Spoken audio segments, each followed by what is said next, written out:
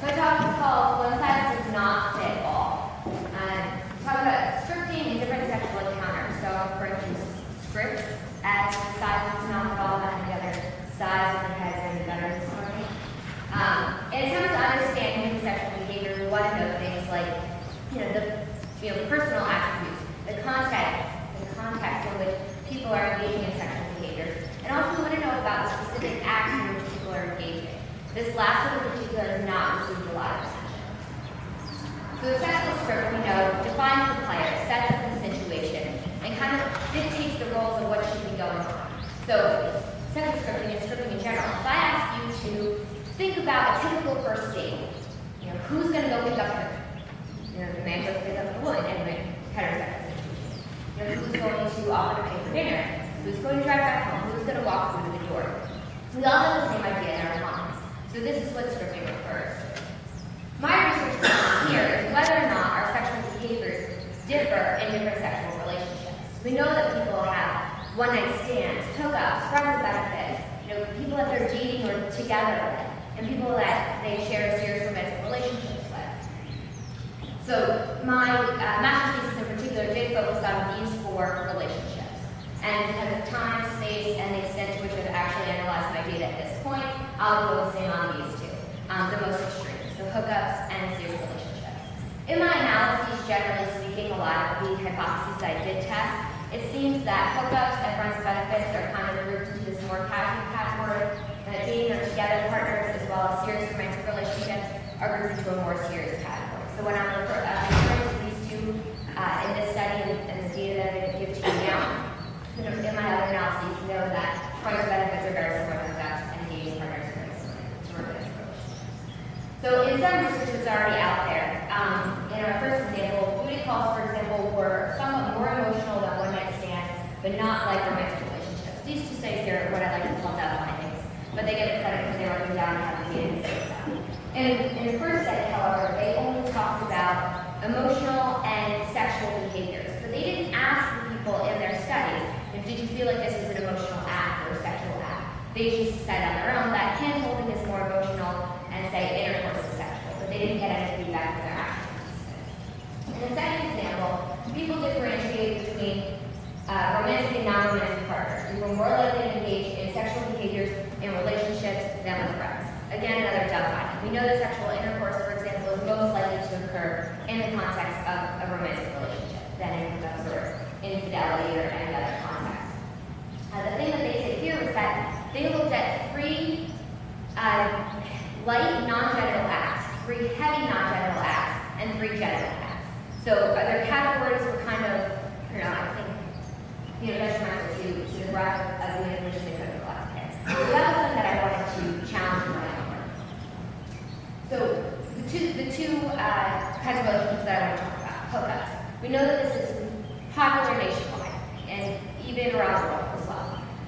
I defined it here for my participants as any spontaneous sexual behavior between non-committed individuals. So I'm referring to the initial sexual encounter. We know that there's no definite sexual content in hookups. So there's nothing to say that all hookups contain sexual intercourse, or that everyone in hookups is doing this or that. It's very open to interpretation, and it does vary by who you talk to. We also know that with Justin Garcia's work on hookups, that people generally have very high hopes, women especially, for how their hookups end. They hope that they evolve into romantic relationships. Men more so, it's like, well, if it evolves into more hookup opportunities or nothing more, they're okay with that. However, when you ask about realistically how do you expect your hookups to end, both men and women are realistic that it's probably going to turn into nothing more. Serious relationships. So we know that there's an emotional bond here. It's focused on intimacy and passion, and that we have more extensive criteria by which we judge long-term partners and choose mates. Gender differences, you're all here because you're evolutionary psychologists or interested in evolutionary psychology to some degree, so we'll not dwell on this. We know that men and women differ in reproductive fitness, therefore invest differently in their relationships, and that women tend to be more discriminate in their sexual partners than men. So 3 hypotheses that this data is going to look at. So that people engage in different sexual activities with different sexual partners, so whether it's a hookup or a serious relationship. And women are more motivated to distinguish between their sexual partners, and back to that same reason about, regarding our reproductive status. And method here was an online survey. I asked people first whether they were straight or not straight. And unfortunately, just by, not just using a year and a half to do it, I really only limit my list of sexual behaviors to heterosexual acts. So by default, 100% of my sample is heterosexual. I asked them first if they were male or female so that I could, basically phrase all of my sexual behaviors to them and their sex. So the three main sections of the survey were, have you ever done this? Have you had this kind of relationship? And in this kind of relationship, have you engaged in this behavior? Check yes or no. If you'd like to have this kind of sexual relationship, would you? And if you would, check yes or no to each of these sexual behaviors that you'd be interested in. And lastly, what do you think the average person is doing in this kind of relationship? Getting at kind of the idea of whether or not discriminating, exists on a larger front. I also included a sexual opinion survey in there, which assesses erotophobia and erophilia, and then I asked for some more demographic information. This is my list of sexual behaviors that I included here, which is expanded on a little bit from some work that my advisor had done. I took his list and added some more. I know we talked about yesterday that we're doing online surveys. We're supposed to give our participants as much opportunity to give us open feedback, but I think this is a pretty exhaustive list, unless we have some extra creative people in this room, in which case I'd be happy to add anything. So my participants here, I had 531 participants start my survey and 273 actually finish it. It was extremely long, and it took the average person, I believe, between 25 and 35 minutes, but it didn't kick you out if you stopped taking it, so people took it over a period of days and went back to work on it. So I did have a slightly older than undergraduate participant pool, which I was happy about because I wanted people with slightly more relationship experience. So my ages ranged from 18 to 35, and average age was 23 and a half.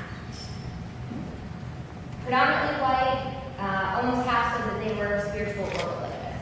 And like I said, because of the stipulations of my survey as a whole, we do have 100% heterosexual participants.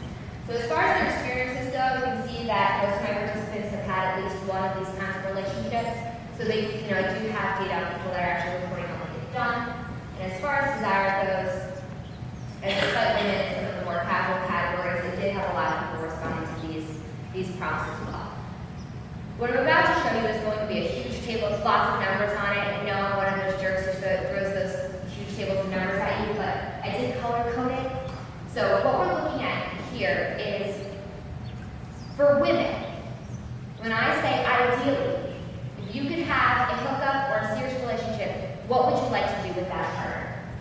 So what I've highlighted here in the darker shade is every single activity that women differentiate between their serious relationships and their hookups. So in this case, all the ones that are highlighted in the darker shade, women are more interested in doing in their serious relationships than they are in their hookups. So you see that they're showing significant discrimination between those two relationships. On the other hand, when we talk to men, what would you ideally like to do in your serious relationships, and what would you like to do with your hookups? They're showing significantly less discrimination than women. So looking specifically at those activities, we know that women have different sexual scripts or ideations for serious relationships and for hookups. The main things that didn't differ between those were threesomes and watching each other masturbate. Those were not significantly different for women. Men, however, showed some discrimination between serious relationships and are less interested in touching, kissing a woman's breasts, performing oral sex, or anal kiss. They're significantly more interested in threesomes with two men in hookups, but I think that's kind of a freak incident because they're not really all that interested. Those numbers are low, generally speaking, anyway. When you talk to them about their actual behavior, so looking at their actual hookup history, what have you engaged in your serious relationships, and what have you engaged in your hookups? Women are again showing that same idealistic discrimination. Now, when we ask men, in your actual behaviors, what have you been able, or in your actual relationship history, what have you been able to do, or what have you engaged in your serious relationships compared to your hookups? And here's the gasp factor. They're showing the same discrimination that women are.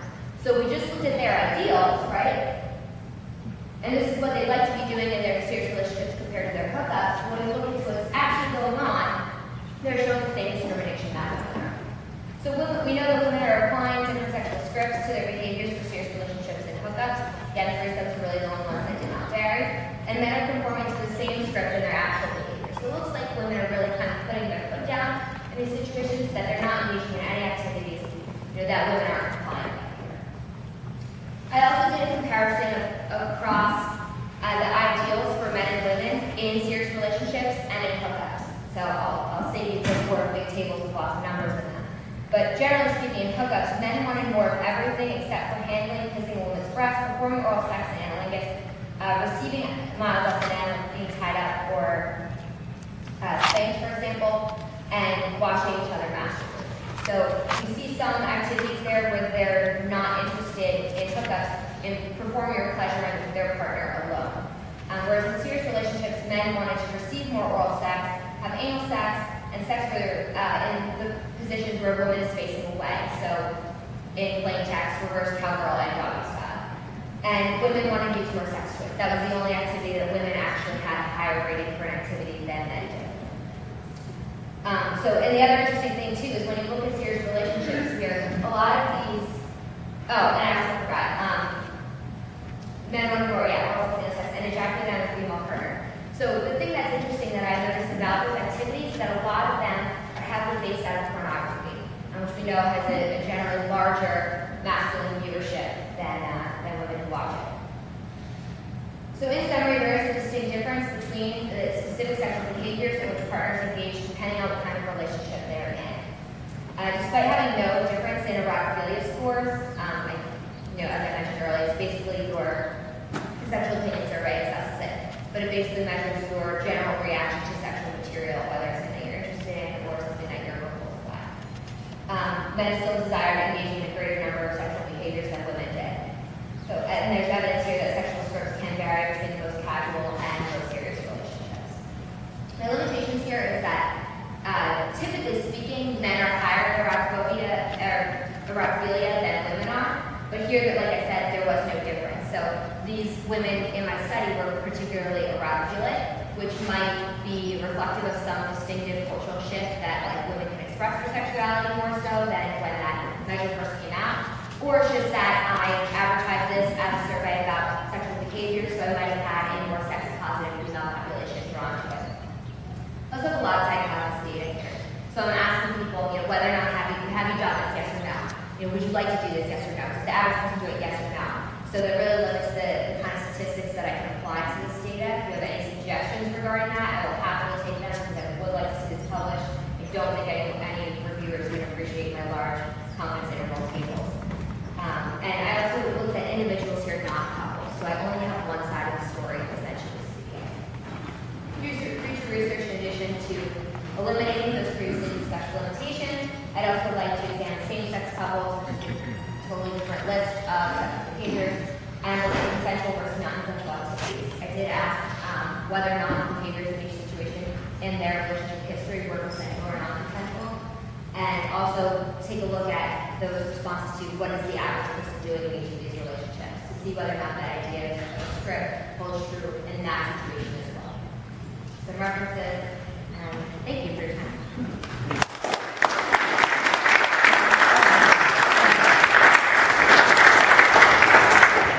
Questions? Yes.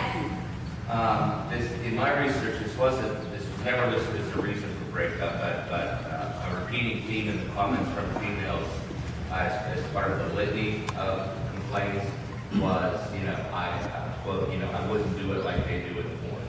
Right. So that's becoming a very unfortunate issue in, I think, relationships, particularly between young people. And I need to get graphic, but Right. Absolutely. Yeah, it's often a topic when you're talking about sex. There's a huge gap in the literature on sex research and relationship research. Because relationship researchers are pretending that people aren't having sex. Sex researchers are claiming sex isn't happening in these relationships. But we know that relationship satisfaction and sexual satisfaction are highly correlated. We know this is back to that communication aspect.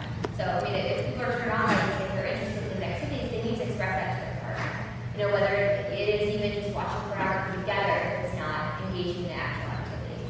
But yeah, you bring up a good point there. Yes, I did. I did. So that was considered as a, yeah. Oh, so you did already connect with them? Correct. Oh, okay. Yeah. So it's just something to think about, the fact that erophilia for women was particularly high here. And like I said earlier, it could be just because advertised as a sex survey, so that might have been correct. But it could reflect that, women are being more expressive about their sexuality and the world is actually kind of acknowledging that women are also sexual beings. Yes. To clarify, I heard you say something like this. The difference between what men say they would like Yes. a hookup relationship versus what they report they've got. Were you ascribing that to what women are willing to do as a limiting factor? Well, I mean, tell me if I'm not understanding your question. So I looked at here we have their ideal behavior for women, ideal for men. So men want to engage in more activities with their hookup partners than women do, essentially speaking. More So then when men reported what they right, what did they actually do? This is what women are saying they actually did, and here's what men are saying they actually did. Not really much of a difference at all. No difference at all. So my point there is that women are saying, this is what ideally I would like to do with my hookups. When I have my hookups, this is what I do. But men are saying, ideally if I can have a hookup, yeah, we can engage in all kinds of activities here. But when the hookups that actually happen, this is all that's actually happening. Does that clarify? If not, feel free to.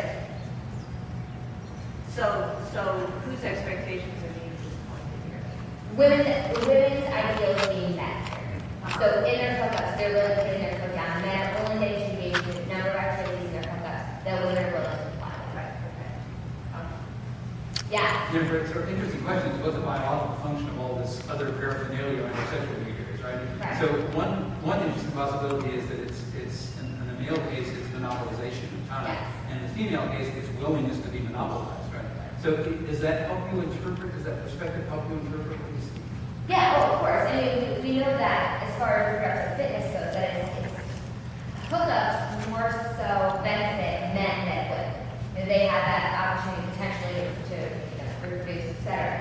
And women should be more discriminatory in sexual partners that they don't want to engage in intercourse or engage in a lot of other behaviors that they're not. So yeah, it fits quite well in the evolutionary framework as most sex differences. Could I ask a quick follow-up? I'm not preaching one up. So Joanne mentioned yesterday this notion that humans are actually adapting to both promiscuity and monogamy. There's a prediction that mortality risks are a big factor that flips that switch. So an interesting question is whether socioeconomic status, which is a proxy for mortality risk, then whether you see higher levels of hookup behavior in people of lower socioeconomic status than in higher status. You see data that's all. Yeah, I haven't seen any data on that. What I can tell you, related to actually the study that I presented last year with Joel when I was at Bucknell, is that we had a predominantly upper middle class Bucknell population, and a lot of the clinical literature will say that 60 to 80% will report having ever had a hookup.